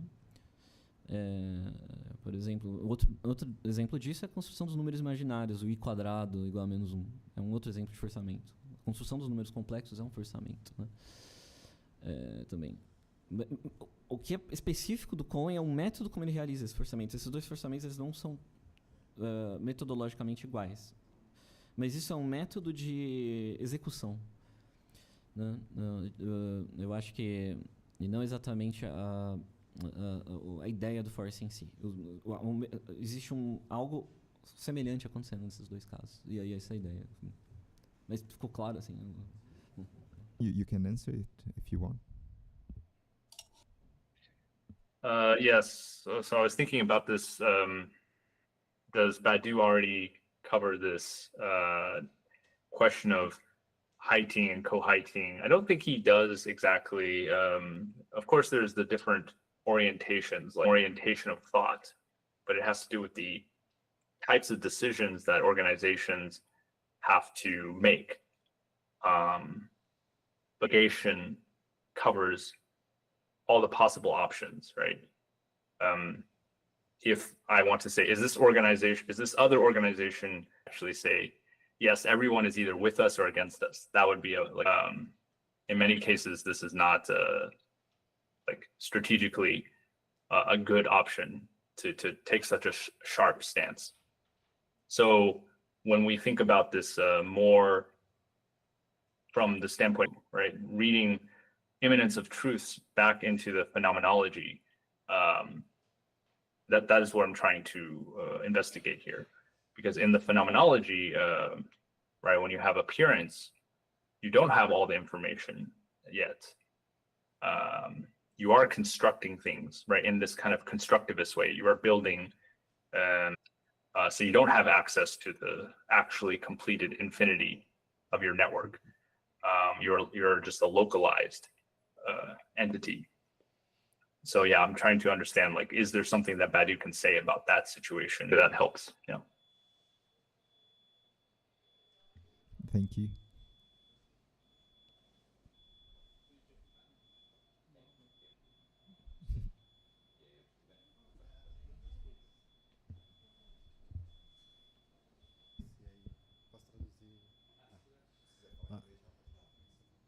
Não, a minha pergunta para o Denis é se ele acha que essa característica das três lógicas é específica da política dos mundos sociais ou se faria sentido estender para os outros mundos, tipo, se isso, e quais seriam se ele acha que, se ele pensou nisso, ou se isso faria sentido, quais seriam as poucas implicações. E para o Thiago, fiquei curioso, assim, de ouvir só um pouco mais, assim, você falou que tem outros exemplos, se pudesse falar mais um pouco, assim, especificamente na teoria das categorias. E eu fiquei querendo entender se, quando você colocou aquele H, o invariante que você coloca, ele não sei como explicar assim, mas ele teriam outros invariantes, tipo, é isso que está avaliando, né, se são a distância entre aqueles dois, a distância entre os dois termos, né? Se você escolhesse outro invariante, a resposta seria diferente ou aquilo é uma resposta geral para a distância entre as duas coisas? Essa seria a minha pergunta. Dennis, I asked whether, you formulated your proposal of what points would mean if transcendentals could have three logics, right, in the social worlds. Do you think that could be like a general feature of a theory of bodies in other types of worlds, so like love and art and science and so on, have you thought about that, and do you think that what kind of implications that would have in Badiou's theory? And thanks for both of you. It was really nice hearing you. Yeah, hi Renzo. Yeah, thank you. It's been a very good question. I think I actually wrote a footnote in my paper here. I don't know if I can share.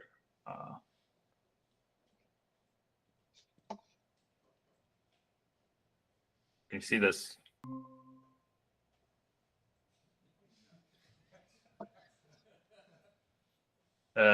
This is in English, so sorry, but I'm going to read it and we can translate it later. So I have 4 examples from different procedures of decisions, and then we can discuss the different variations, right? So here I said example one, a Cantor did not wake up one day deciding to invent infinite sets. He was studying a very specific problem in mathematics, the uniqueness of Fourier series representations of a function. And he wanted to understand the convergence properties of those series over certain sets of points. Nothing guarantees that by studying this problem, you would naturally arrive at infinite sets. But in retrospect, the question of different orders of infinity lies behind the question of convergence. And example two, individual people do not decide who they will love, but they do decide in what ways that love will change their lives. But does falling in love entail a specific form of relationship? No, love doesn't even necessarily entail that two people should be together, since it is possible to end things with someone out of love. For example, if someone says, you're not the person I fell in love with, right? You're ending it because of love, not necessarily because you fell out of love. So number three, can you decide from afar on what those within a specific struggle should do? No, and not only out of politeness or lack of information, but if you don't have any stake in that struggle, if you're not connected to that struggle, nothing stops us from building connections between two movements such that they implicate one another. And then the last one, the perennial question, is this art, right? If you look at some piece of art, then you say, do I think this is art or not? That's something, is that something that each person decides on? Yes and no. Yes, because art is of the order of the sensible and therefore of the individual's body. But no, because you cannot decide on a work of art without reference to other works in which it is in communication with. So one work of art can render an infinite number of others uninteresting in comparison. So just starting from these four, it doesn't totally answer. Now the question, how these decisions, right? Is it art? Should we stay together? What should a political group do? Should they advance or retreat? These are the types of decisions that we could characterize these procedures with. But then now the question is, can those decisions be thought of in a intuitionistic, Boolean, and paraconsistent way? I think so, yeah. I mean, in the scientific procedure, I was thinking of one being like, is something alive or dead?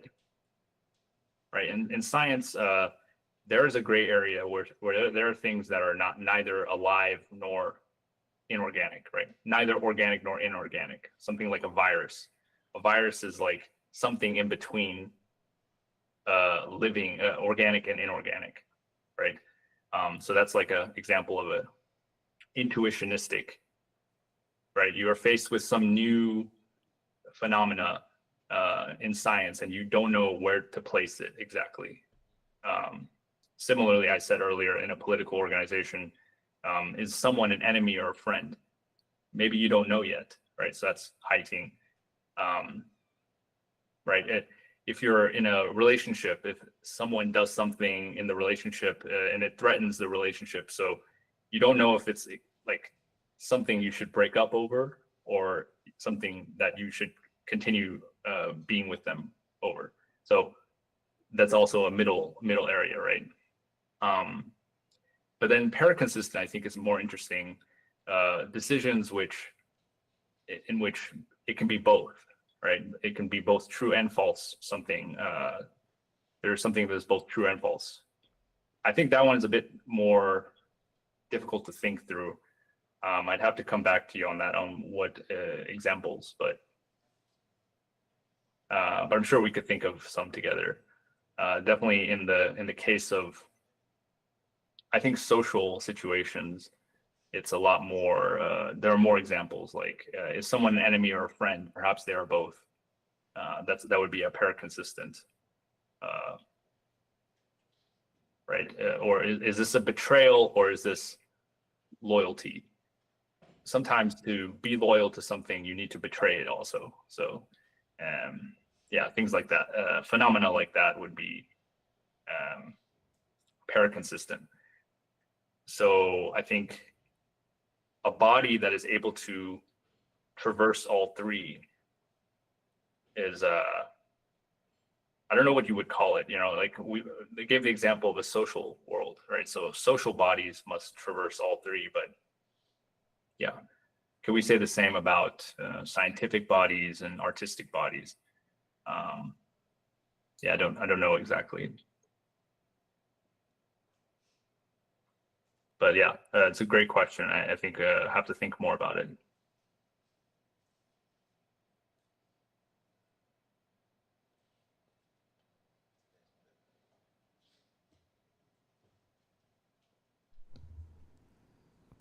A pergunta, só lembrando, era sobre exemplos, né? De outros. Essa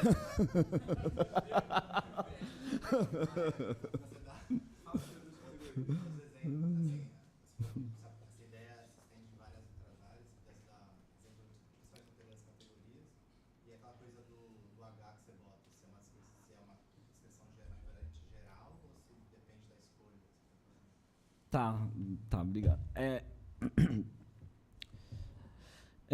Então, sobre os exemplos, na verdade, em teoria das categorias, de fato, existe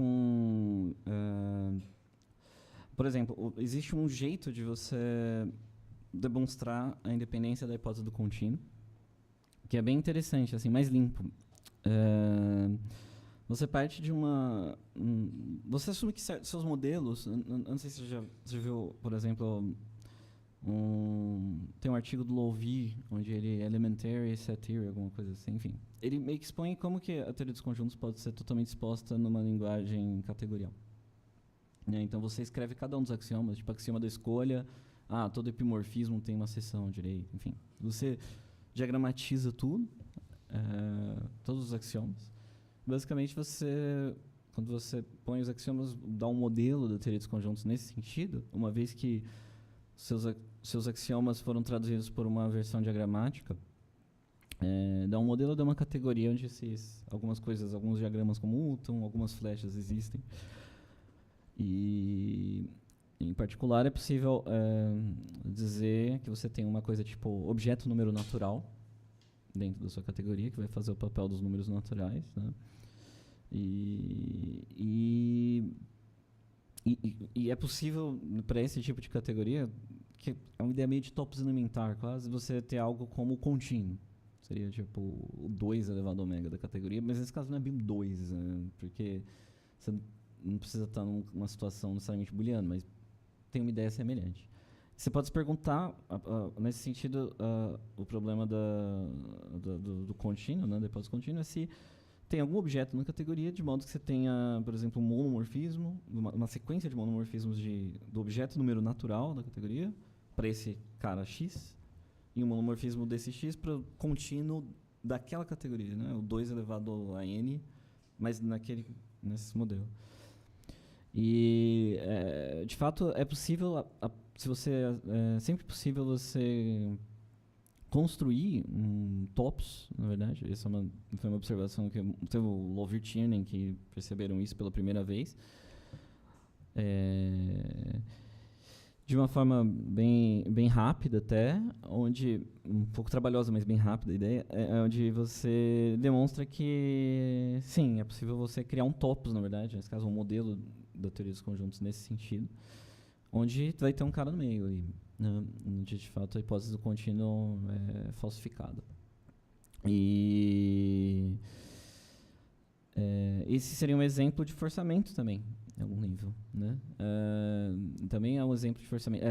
Esse modelo toposófico da teoria dos conjuntos também é um tipo de forçamento, em certo sentido, que até lembra mais o exemplo numérico, que o topos ele é uma coisa meio algébrica também, né? Em algum nível, uma categoria, né?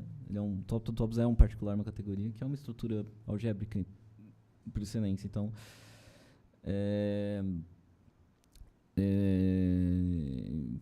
então, esse é um exemplo, por exemplo, como mesmo a hipótese do contínuo, né, que é o problema original no qual o forcing foi inventado, assume outras variantes E outras formas de forçamento que não necessariamente passam por toda aquela coisa de nomeação, aquele horror do Cohen. Que é tudo bem, legal, mas desgraça. E sobre o H,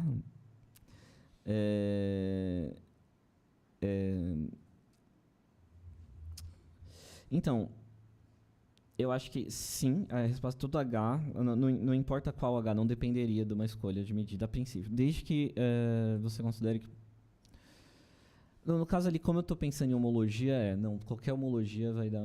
A questão é como você, de fato, exibe você faz a conta, né, digamos assim. Que uma coisa é o H, a homologia, o que ela é, na verdade. E outra coisa é como você efetivamente computa essas coisas. Isso tem diferentes métodos, e esses diferentes métodos, conforme você varia o tipo de estrutura algébrica de um lado que você está considerando e o tipo de espaço geométrico, você tem outros métodos disponíveis para construir essa medida. Mas a ideia é que sim, o resultado, digamos assim, é sempre o mesmo, não vai alterar.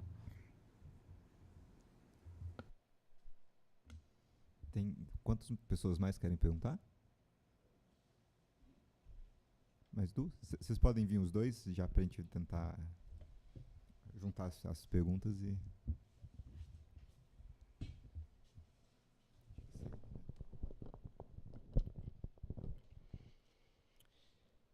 Então, Tiago, obrigado, muito obrigado. Eu vou fazer uma pergunta primeiro para Tiago, depois para Denis. São relacionados, mas acho que essa ordem fez mais sentido. Muito obrigado por sua apresentação. Eventualmente quero te fazer a pergunta que nos preocupa em termos de estudiosos de Badiou que curtam a matemática, de saber se tudo isso é muito trivial da perspectiva dos matemáticos. Mas isso seria o último ponto a discutir. Eu estou completamente em acordo contigo que o schema gama é fundamental para entender a relação entre essas grandes categorias e também das funções entre as categorias de Badiou, né? Só que a maneira em que você representou o modelo, você usou apenas as funções ou as relações e não as categorias, ou seja, não a categoria de acontecimento, sujeito, verdade, inominável. E, na verdade, você inverteu o schema gama. Eu acho que o schema gama foi publicado no livro Condições, né, 3 anos depois da Lettre à l'événement, foi apresentado na École de la Cause Freudienne. E Badiou organiza, Lucas usou no cartaz aqui fora, não sei se daria para colocar, mas tem uma relação entre o início do schema sendo o acontecimento, né, e a curva que leva ao inominável, né. Então, a extensão genérica de uma situação é contemplado pelo inominável, né? Então, a teoria dos nomes próprios... Como?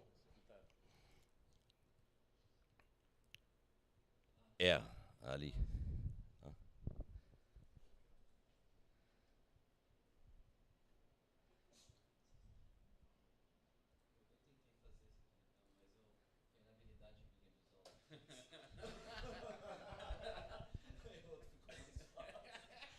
Tem Google Images.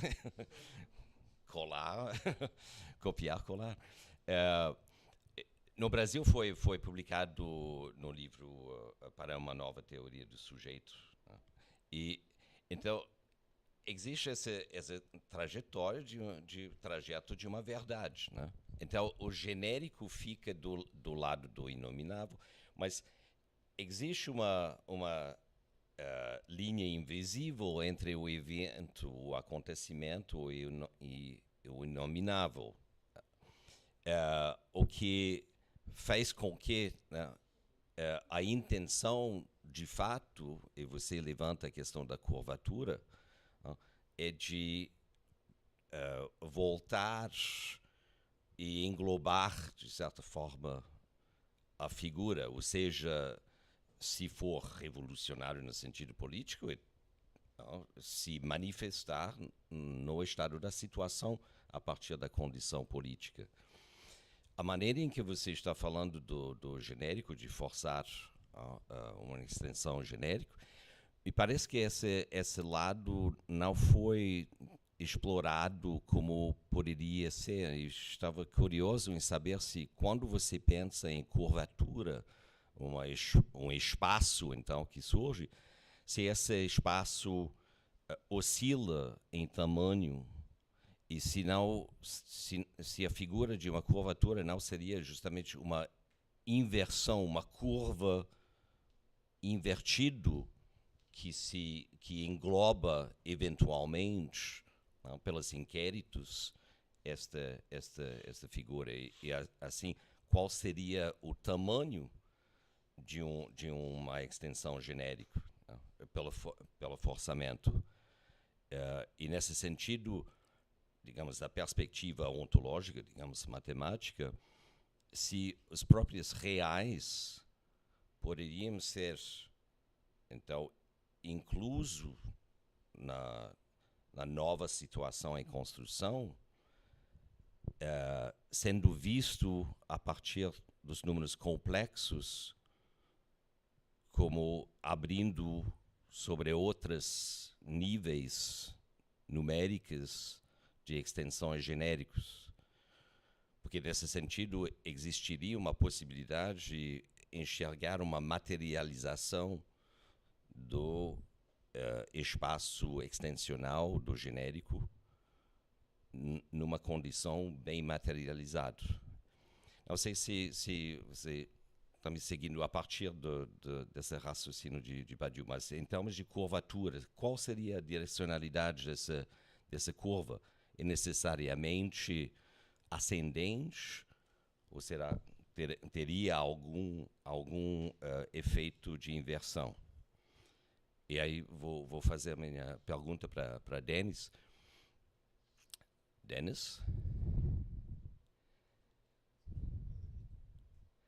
Can you hear me? Hey, yeah. Yes, Hello, I'm here. Hello, Yeah. Dennis. Pleased to meet you. I'm Norman Mataras, and thank you very much for that fascinating examination of the theory of points from the perspective of immanence of truths. It would seem, it almost seems, particularly from the question raised by our colleague, that restricting decision-making in a world to a Boolean algebra would almost contradict the principles of the transcendental insofar as worlds can exist with different logics in them. I think this was one of the implications that our colleague was raising. I'm not sure, but it seemed to me to be going in that direction.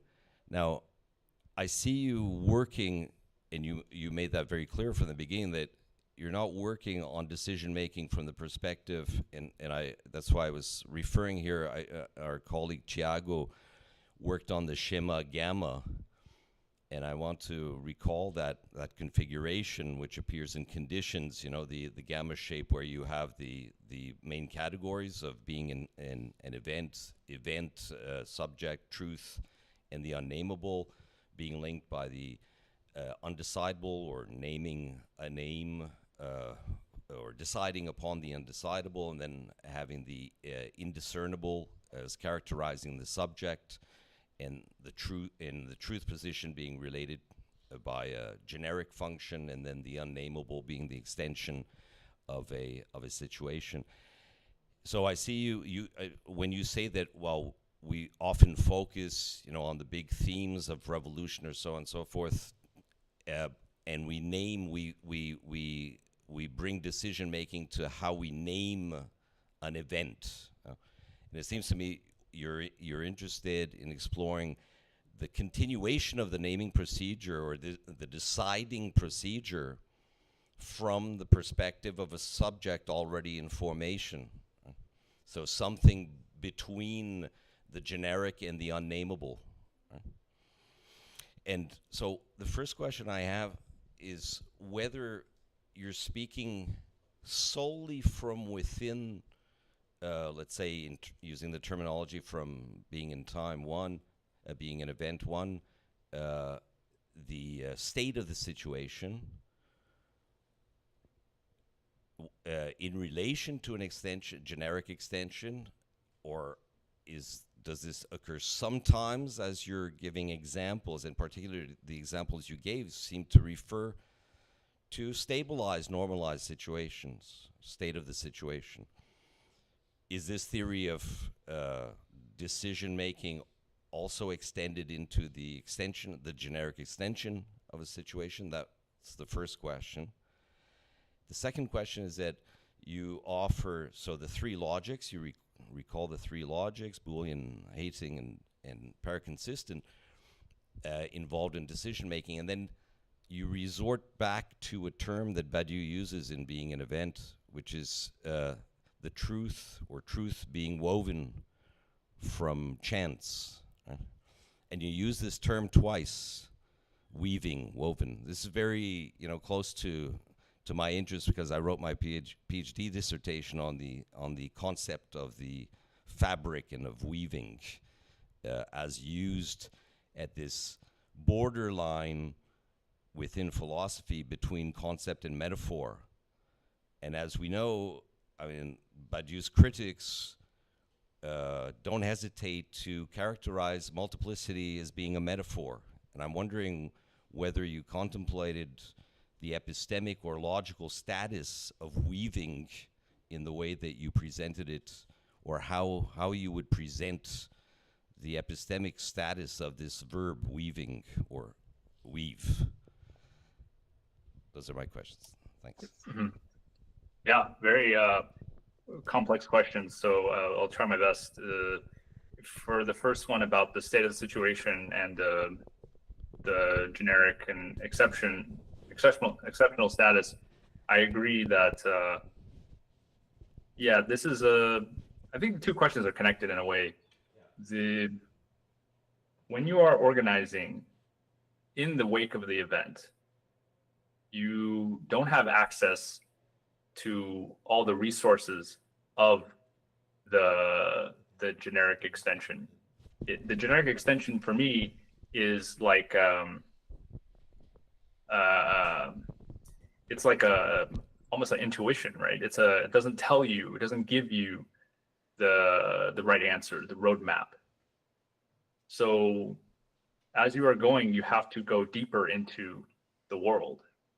You don't go out of the world, you go deeper into the world. And this is, I think, this is why in Immanence of Truths, the question of like imbrication or deepening your connections, that's really important. And it's connected to the second question about weaving, right? Weaving, to me, it means like your organization or whatever you're forming, whether it's a couple, you and your loved ones, or your revolutionary organization, your strategy for how to connect with the world, that is not really prescribed by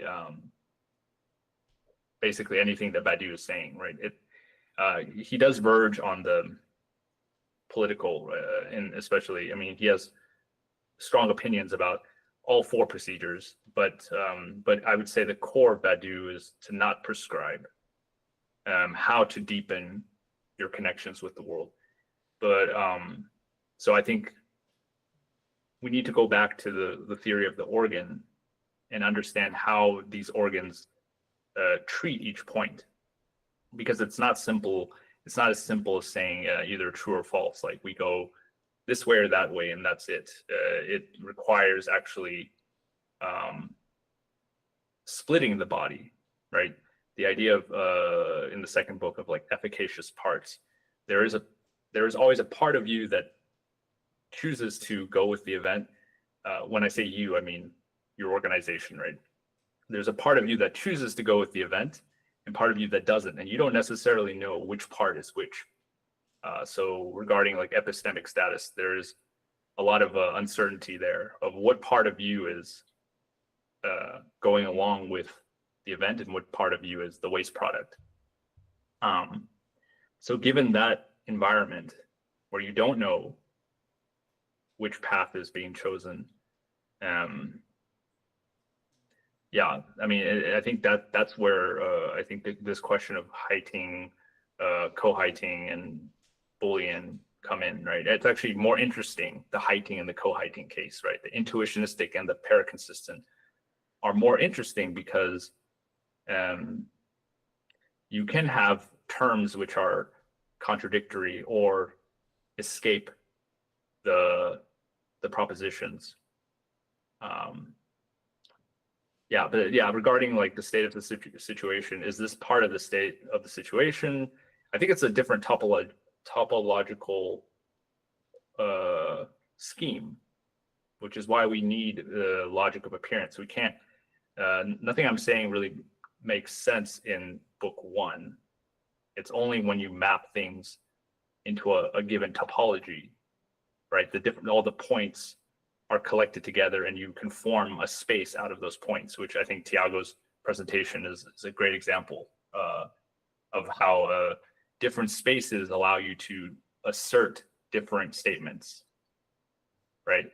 So depending on the structure of your space, which is not the multiple, but the indexing of the multiple in the world, depending on that structure, there are certain things that are accessible and inaccessible to you in the course of practical organization. Yeah, hopefully that answers the question, or helps at least. Yeah. Yeah, thank you.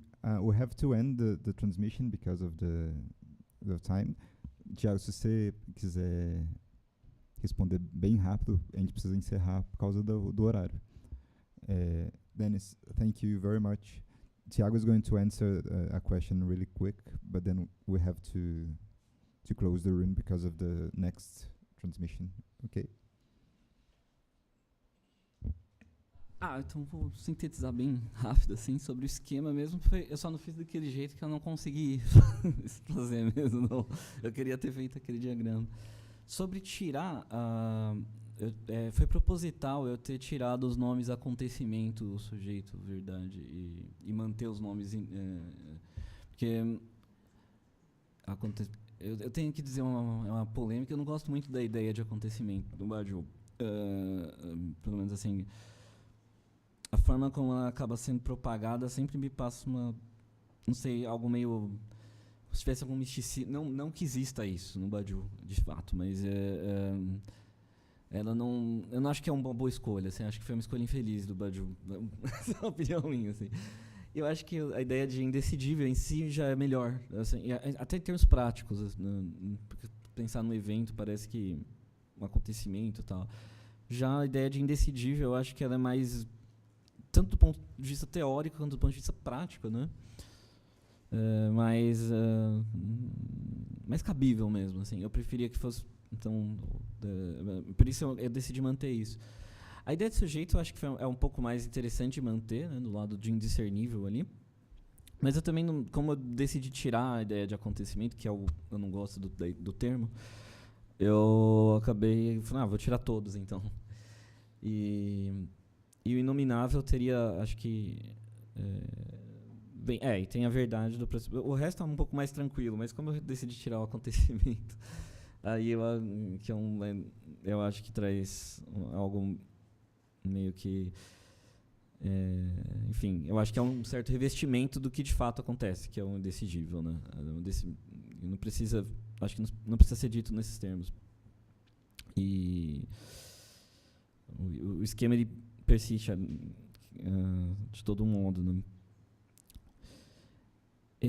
Eu acho que é isso. E sobre a curvatura, ali nesse sentido, só para encerrar isso, tem algo um pouco a ver com o que o Denis até estava comentando, de que, quando eu pensei na curvatura e naquele espaço, assim, eu até fiz aquele paralelo do sujeito nômade, né? Porque o H seria uma espécie de curvatura global do espaço, digamos, ligado a isso, grosso modo.